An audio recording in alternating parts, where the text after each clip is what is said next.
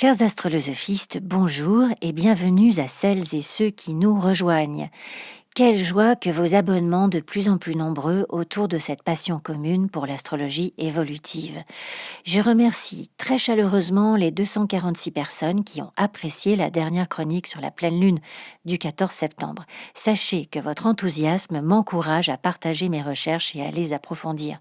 Je m'organise pour vous proposer un podcast par semaine à partir du mois de novembre.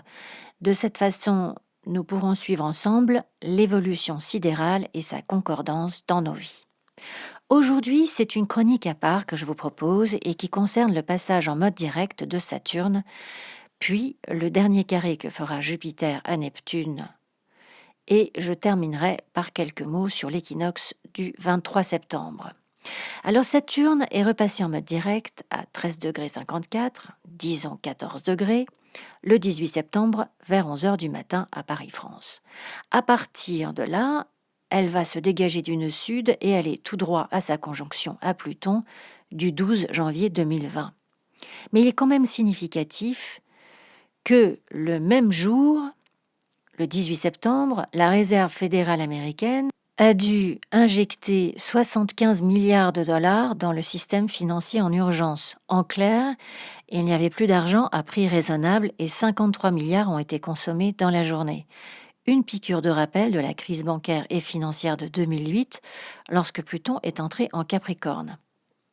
Il y a un message très fort de Saturne qui gravit les mêmes degrés que Pluton. En effet, Pluton, qui est entré en Capricorne en 2008, est déjà passé sur tous les degrés traversés par Saturne aujourd'hui. L'année dernière, par exemple, elle a été rétrograde sur le 2e degré du Capricorne et cela correspondait à ce que vous aviez vécu en janvier 2009 quand Pluton était sur le 2e degré du Capricorne. Enfin, si vous avez des planètes à 2 degrés et en signe de terre, ou cardinaux, c'est-à-dire Bélier, Balance, Cancer et donc Capricorne, cela vous a concerné. Aujourd'hui, Saturne redevient direct à 14 degrés, ce qui correspond au passage de Pluton sur ce degré en janvier 2015.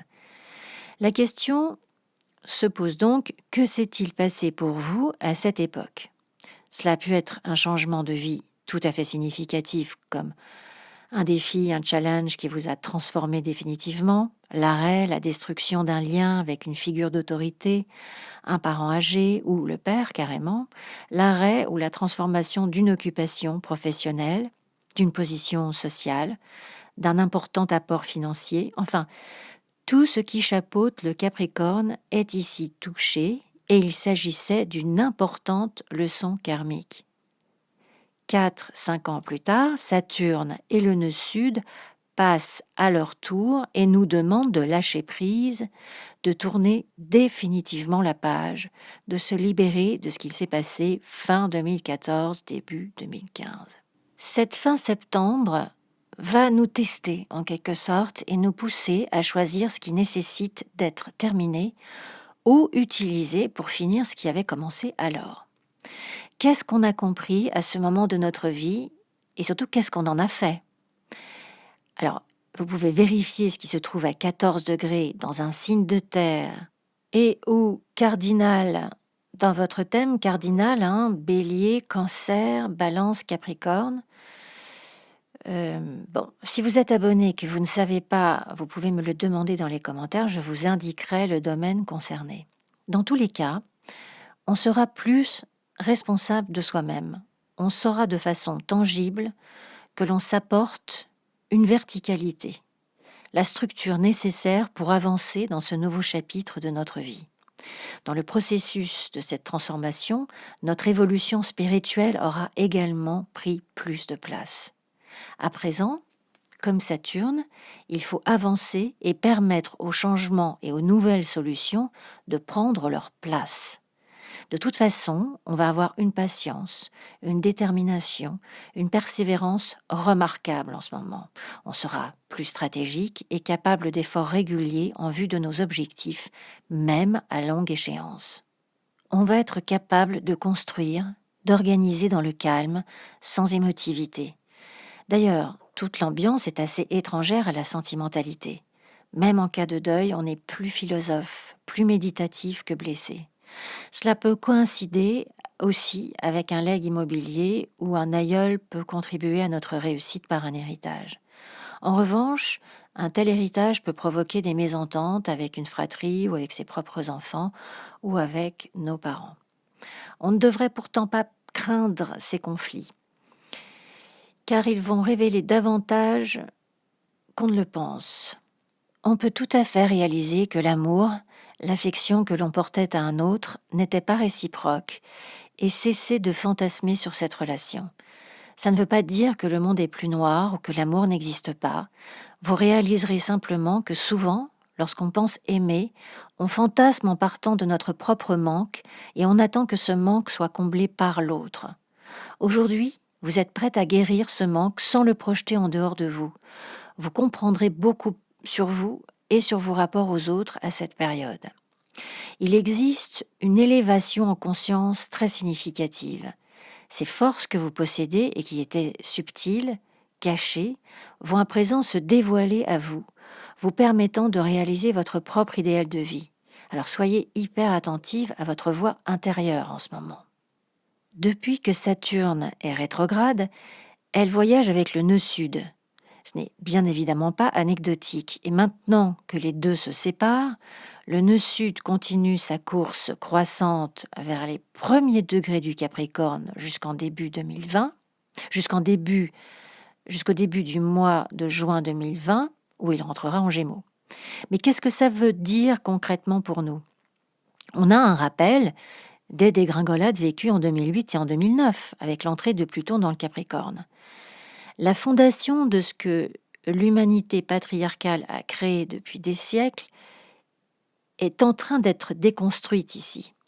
Ça court jusqu'à 2025, mais parce que Saturne, maître du Capricorne, seul commandant à bord, exécute ce dernier passage dans son signe avant 30 ans, c'est comme s'il validait le message de Pluton. Enfin, il faudra se souvenir aussi que les derniers degrés parcourus par Saturne, de 20 à 30 degrés, dégagés du nœud sud, vont être parcourus par Pluton à sa suite, jusqu'en 2025. Ça suggère quand même qu'il faut être vigilante de ce que l'on construit ces années-là, parce que Pluton va passer dessus. Alors, si vous avez des planètes en Terre ou en signe cardinal entre 20 et 30 degrés, regardez dans quel domaine, dans quelle maison cela correspond pour vous. Dans l'ordre du possible, construisez-vous une structure moderne, équilibrée, responsable. Soyez maître de vos décisions et ne donnez surtout plus votre pouvoir à un autre. Cela remet en cause aussi votre générosité. Qu'est-ce que je donne à l'autre ? Pourquoi faire ? Comprendre que l'autre reste un autre et n'est pas une prolongation de qui l'on est. Si je laisse ma place, cette place sera prise sans recevoir de reconnaissance particulière pour ce sacrifice. C'est à mon tour de monter sur scène, c'est à mon tour de prendre la parole, c'est à mon tour de vivre ma vie sans procuration. Cela ne nous empêchera pas d'avoir des relations profondes et épanouissantes. On réalisera juste que le sacrifice n'est pas indispensable pour ce faire. Donc, à partir de maintenant, jusqu'au mois de juin, on réfléchit très rigoureusement et de façon pragmatique à ce que l'on veut établir et construire pour notre évolution personnelle. Pensez Saturne, pensez Capricorne, pensez Maison 10. Vers quel sommet je me destine en commandante de bord, en seul décideur, seul maître de mon vaisseau. Concernant le dernier carré de Jupiter à Neptune, alors ça c'est encore une période de clash avec la réalité. Si l'on se montre trop confiante, si on ne vérifie pas nos sources, si on se montre négligente dans nos affaires, les conséquences peuvent nous coûter cher. Dans le cas de déni, on est sujette à une mise au point, une réalisation pas forcément agréable, mais nécessaire. Quand on saute d'une berge à l'autre, on vérifie qu'on peut atteindre l'autre rive avant de sauter. Il existe de bonnes opportunités avec ce carré. comme se sortir d'un conditionnement rigide, s'adapter incroyablement vite au changement, se sortir de la procrastination et prendre un risque audacieux dans son développement personnel. On peut également arriver au plus bas niveau d'une addiction, quelle qu'elle soit, drogue, mauvaise nourriture, relations toxiques, et chercher enfin de l'aide. À un autre niveau, on peut s'attendre à d'autres révélations de gens qui, aujourd'hui adultes, vont très justement dénoncer les outrages, les violences inadmissibles qu'ils ont subies enfants. Dans 5 mois, jour pour jour, quand Jupiter en Capricorne sera en sextile à Neptune, on récoltera les fruits de notre nouvelle orientation. Dans tous les cas, la période carré Jupiter-Neptune se termine. Enfin, je voudrais ajouter autre chose sur Jupiter. Parce que Jupiter sidéral va être conjoint au centre galactique de mi-novembre à mi-décembre. C'est important parce que cette conjonction aussi termine un cycle commencé il y a 12 ans. On finit beaucoup de choses en ce moment. Le centre galactique, c'est le point central de la Voie lactée. La Voie lactée tourne sur elle-même autour du centre galactique. Alors, de la Terre, il se situe dans la constellation du Sagittaire à 27 degrés 6 du signe du Sagittaire. Le centre galactique, c'est notre origine divine, notre lien au cosmos. Il avance d'un degré tous les 72 ans. La maison du thème natal dans laquelle se situe le centre galactique représente un champ d'expérience qui nous ouvre sur une dimension spirituelle. Dans ces domaines, nous pouvons avoir l'impression, l'expérience d'être guidés et inspirés par une puissante source d'énergie qui élargit nos perceptions. Depuis décembre 2007, Jupiter était donc conjoint au centre galactique et il était aussi conjoint à Pluton. Pluton, fidèle à sa mission, a terminé quelque chose ici, l'a annihilé pour permettre à une autre énergie de naître. À cette époque, peut-être qu'une révélation de votre raison d'être, de votre place physique dans le cosmos, d'un éclaircissement sur votre voyage spirituel vous a été présenté de telle façon que cela vous a aidé à traverser une épreuve pénible depuis lors. En décembre 2017, quand Saturne finissait son cycle en Sagittaire, elle est passée sur le centre galactique et nous a demandé de regarder ce point avec discernement et d'en accepter la vérité supérieure, en fait. Alors, que s'est-il passé pour vous en décembre 2017 ? Évidemment, dans la maison où le signe du Sagittaire est actif pour vous. Aujourd'hui, en novembre 2019, Jupiter repasse sans Pluton, et cela peut bien sûr signifier une autre réalisation spirituelle, un autre niveau d'éveil qui nous apporte un réconfort, une guérison, une compréhension supérieure de ce qui est vrai pour nous, mais qui est en harmonie avec le cosmos. Et parce que cette énergie est si puissante, elle va nous confirmer notre raison d'être, notre légitimité, notre force, nos dons, notre mission de vie. Un autre cadeau, c'est l'arrivée de Vénus, qui, vous le voyez dans le thème, est juste derrière Jupiter et qui va amener son énergie féminine, sa réceptivité, sa relation harmonique aux autres, mais aussi sa capacité à nous sentir aimés, à nous sentir légitimes. Cela peut aussi être une rencontre féminine très significative, un échange profond avec une autre femme. Cela peut tout également dire que votre voix est enfin entendue et respectée. Toutes les planètes personnelles vont être conjointes au centre galactique de novembre jusqu'en février 2020 pour Mars et en juin 2020 pour le nœud sud. C'est vraiment une ouverture spirituelle exceptionnelle et tout à fait extraordinaire sur laquelle on va pouvoir aligner nos nouveaux comportements de vie. Il faut surfer sur des énergies comme celle-là. Si vous êtes abonné, vous pouvez me demander dans quelle maison cela apparaît dans votre thème. Je vous répondrai. Je vous réponds peut-être pas tout de suite, mais je réponds toujours. Et nous terminons avec l'équinoxe du 23 septembre qui marque l'entrée du soleil en balance et le début de l'automne. Le fait de sortir du stellium en vierge, qui nous a offert sa logistique et comme tous les signes mutables, une capacité très appréciable de s'adapter aux changements dans nos vies, nous allons mettre de l'ordre dans l'énergie reçue de la dernière équinoxe en Cancer pour entrer dans ce nouveau cycle. Tous les signes cardinaux initient un changement de saison.